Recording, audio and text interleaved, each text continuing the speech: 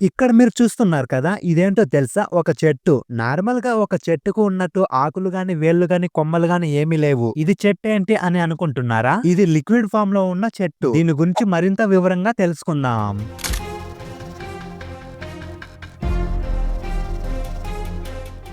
గ్రామాలలో అయితే ఎక్కడ పడితే అక్కడ చెట్లు ఉంటాయి. కానీ సిటీస్‌లో ఎక్కడ చూసినా పెద్ద పెద్ద బిల్డింగ్స్, రోడ్లు తప్పితే చెట్లు ఉండవు. చెట్లు పెంచడానికి సరైన ప్లేస్ ఉండదు. సరైన సాయిల్ ఉండదు. కాబట్టి సిటీస్‌లలో ఎయిర్ పొల్యూషన్ పెరిగిపోవడం వలన అది మన క్వాలిటీ ఆఫ్ లైఫ్‌ని ఇంపాక్ట్ చేస్తుంది.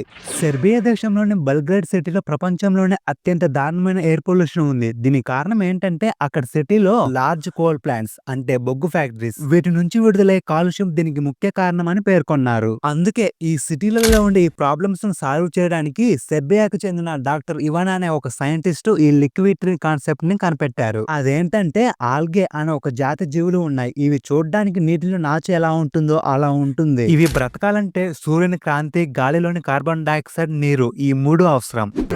Microalgae are basically a type of organism that lives on water, sun and CO2.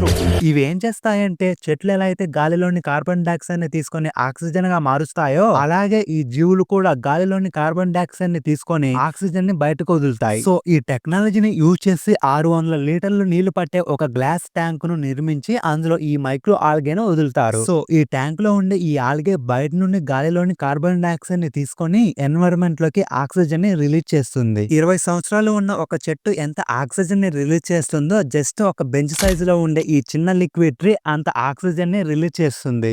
Liquid tree is solving the problem of pollution in urban areas that cannot accommodate traditional ways of greening such as parks and trees.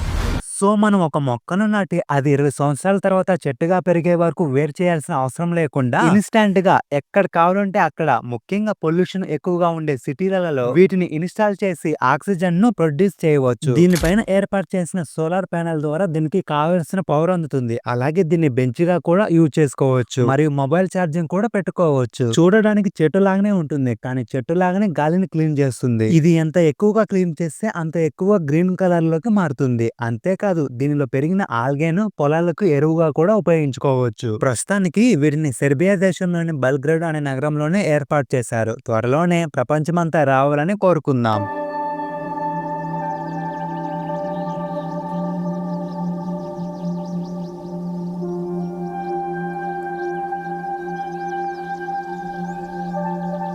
ఈ వీడియోపై మీ అభిప్రాయం ఏంటో comment రూపంలో తెలియజేయండి. ఇలాంటి ఎన్నో videos కోసం మన ఛానల్ని ఇప్పుడే సబ్స్క్రైబ్ చేసుకోండి.